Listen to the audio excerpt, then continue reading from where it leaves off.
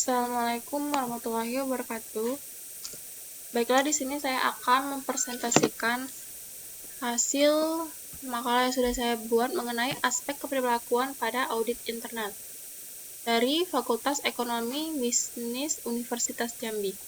Nah, yang pertama itu audit internal itu sendiri ada sejarahnya, yaitu perkembangan serupa terjadi sehubungan dengan dinasti Zhou di Cina pada tahun 1122 sampai 256 sebelum Masehi. Kebutuhan dan indikasi audit dapat ditelusuri kembali ke sistem keuangan publik di Babilonia, Yunani, Kekaisaran Romawi, negara-negara kota Italia, dan lainnya, yang semuanya mengembangkan sistem checks and counter-check yang terperinci. Nah, manajemen memerlukan beberapa cara untuk mengevaluasi tidak hanya efisien kerja yang dilakukan untuk bisnis, tetapi juga kejujuran pada pegawai. Sekitar pergantian abad ke-20, pembentukan fungsi audit internal formal di mana tanggung jawab ini dapat didelegasikan dipandang sebagai jawaban yang logis.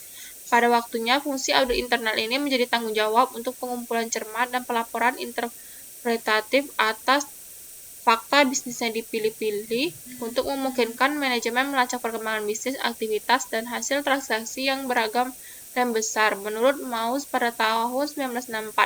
Selanjutnya, pada tahun 1971, sebagai ketua komite riset, Lawrence Sawyer mengambil tugas untuk berhasil merevisi pernyataan tanggung jawab tersebut. Nah, pengertian audit internal itu sendiri menurut Institute of Internal Auditor yang dikutip dari Boyton DKK 2001 menjelaskan bahwa audit internal yaitu aktivitas independen, keyakinan objektif, dan konsultasi yang dirancang untuk menambah nilai dan meningkatkan operasi organisasi. Audit internal ini membantu organisasi mencapai tujuannya dengan melakukan pendekatan sistematis dan disiplin untuk mengevaluasi dan meningkatkan efektivitas manajemen risiko, pengendalian, dan proses tata kelola. Nah, yang kedua itu bisa dilihat di slide-nya. Program dan langkah kerja audit internal. Nah, programnya itu terdiri dari beberapa. Bisa dilihat di slide ini.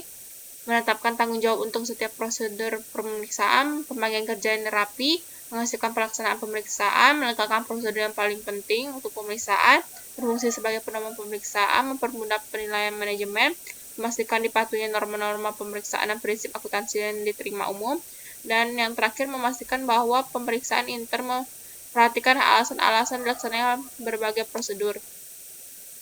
Nah, langkah-langkahnya ada 4: perencanaan pemeriksaan dan evaluasi informasi, komunikasi hasil pemeriksaan, tindak lanjut. Landasan konseptual audit internal. Pada tahun 1941, The Institute of Internal Audit atau IIA didirikan di New York City ketika 25 auditor sependapat bahwa diperlukannya sebuah organisasi untuk membantu mereka. Sebelum itu, para auditor internal hanya bertemu secara informal melalui kontak terbatas dengan auditor internal lain yang mempunyai posisi sama.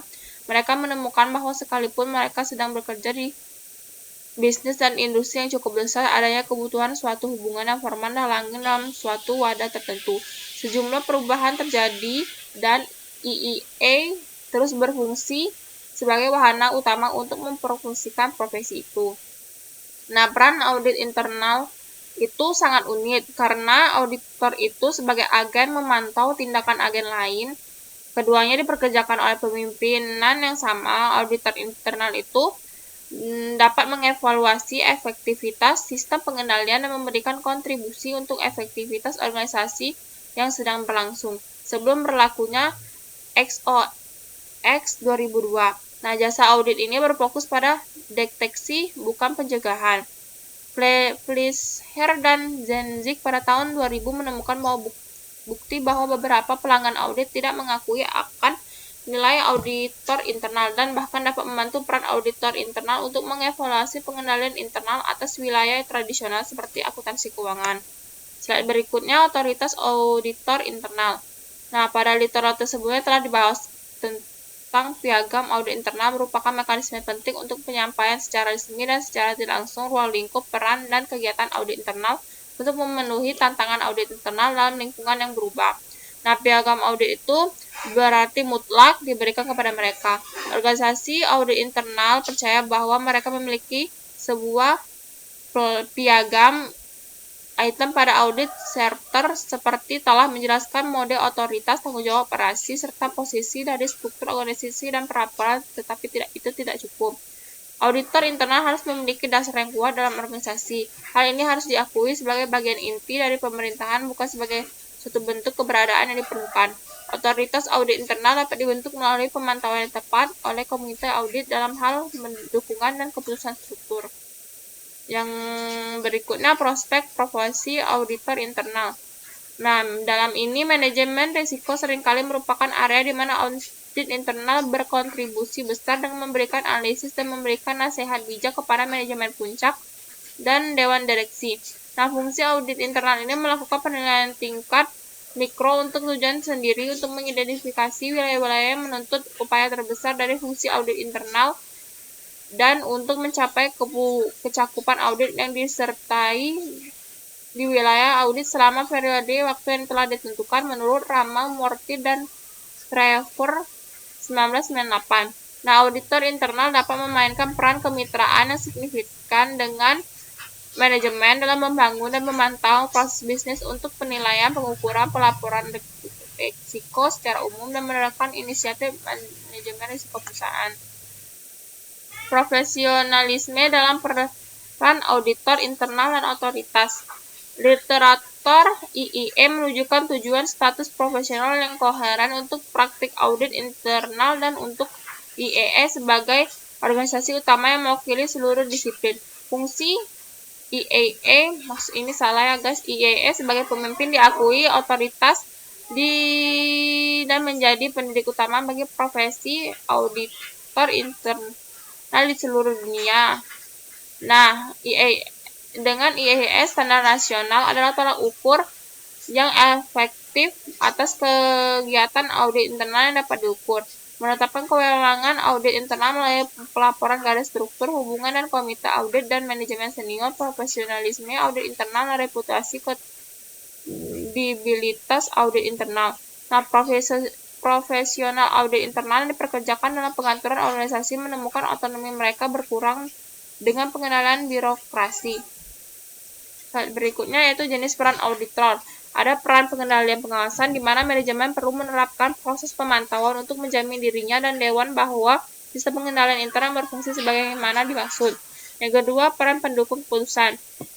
Ia dilengkapi dengan wewenang yang dapat meningkatkan akses terhadap manajer senior dan mengandalkan masukan mereka untuk membuat keputusan yang strategis yang cerdas.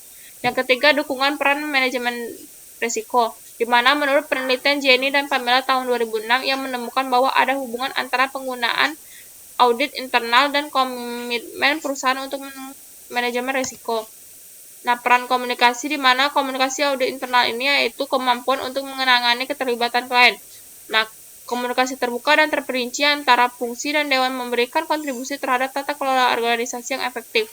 Dan selanjutnya, sistem keterlibatan peran, yaitu merupakan salah satu alasan yang diberikan untuk keterlibatan tersebut, bahwa auditor akan memastikan pengendalian dibangun dan diterapkan pada ditambahkan setelah instansi pentingnya peran auditor internal dalam proses implementasi teknologi.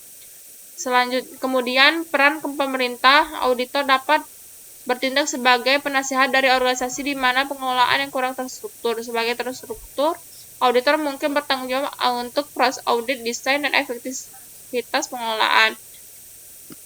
Berikutnya, peran teknis, di mana auditor internal memiliki keterampilan teknis tambahan, kompetensi, dan perilaku untuk melakukan pekerjaan berubah terus-menerus dalam lingkup dan fungsi.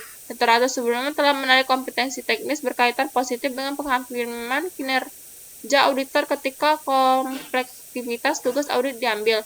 Peran manajemen intimidasi, kemampuan untuk mengintimidasi setiap peserta yang mengancam otonomi profesi, apakah mereka adalah pimpinan, klien, atau jabatan lainnya.